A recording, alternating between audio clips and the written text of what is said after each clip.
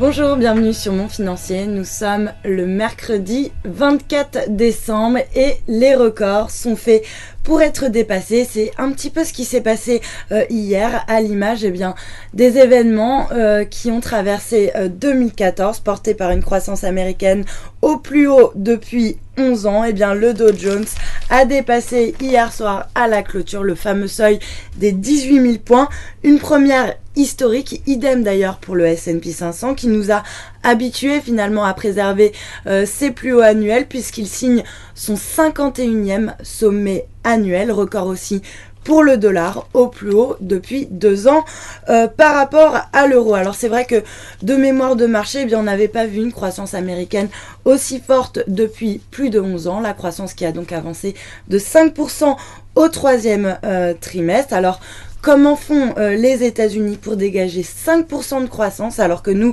en France, on a toutes les peines du monde à dégager donc une hausse de 0,3% de croissance.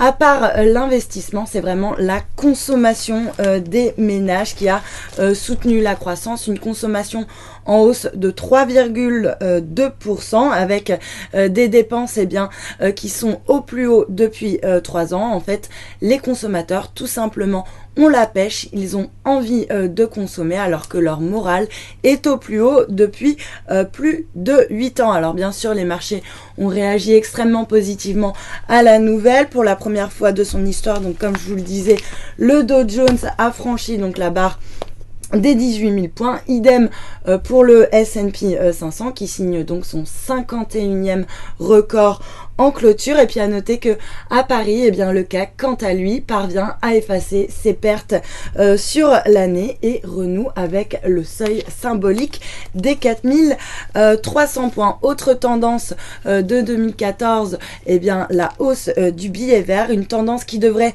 se poursuivre, portée par cette croissance qui avance donc de 5%, le billet vert continue de s'apprécier par rapport au dollar et par rapport à l'euro. On a eu également un petit rebond sur les cours du pétrole. Pourtant, la chute des cours de l'or noir pourrait être une bonne nouvelle pour la croissance économique mondiale selon un rapport du FMI, le rapport qui estime le surcroît de croissance entre 0,3 et 0,7% pour l'économie mondiale. L'empire contre-attaque, la cyberguerre fait rage entre la péninsule nord-coréenne et Washington. Sony qui, pour rappel, s'est fait pirater par des hackers, a fait volte-face. Sony décide finalement de sortir le fameux film controversé Interview. Alors la veille, les États-Unis avaient par ailleurs coupé le réseau internet de la péninsule nord-coréenne. L'hémorragie